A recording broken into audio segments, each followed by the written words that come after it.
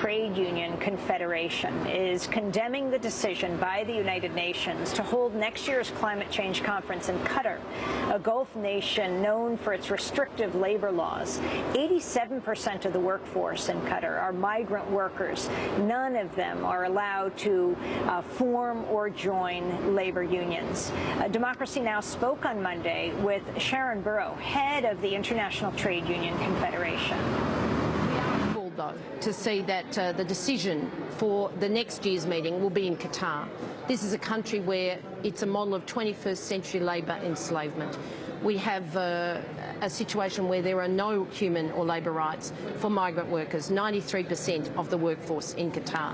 When you're there, you will not be able to take a worker for a cup of coffee or a meal in a restaurant. You will not be able to have a meal without knowing that service is provided by workers who earn a pittance in a very, very wealthy country. So, apart from the fact that they're the biggest emitters on the planet, that they actually block most progress in most of the discussions here, this is not a country which should have the respect in terms of its treatment of people of the international community. So we ask for a review on that question. And can I say to you that we are very supportive of the courage of the young people in New York. The New York Occupy Wall Street movement is actually saying rebuild our economy, rebuild our democracy, and that means sustainability, which means climate action. And what are you calling for regarding next year's convention?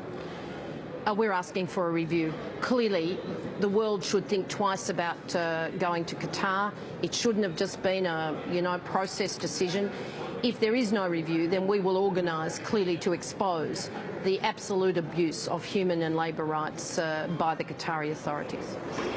Praful Bidwai, your response to the criticism of the next UN climate change conference taking place in Qatar? I think the Trade Union Confederation is absolutely correct. I mean, Qatar is known for a very, very repressive set of labor laws.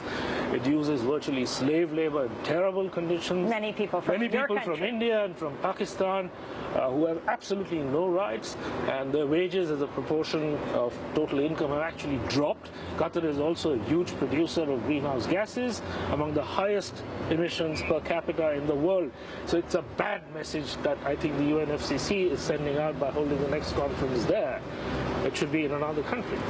Well, I want to thank you very much, Praful Bidwai, for being with us. His new book is called The Politics of Climate Change and the Global Crisis, Mortgaging Our Future. Former senior editor at the Times of India, longtime peace activist, helped found the movement in India for nuclear disarmament. That does it for our show.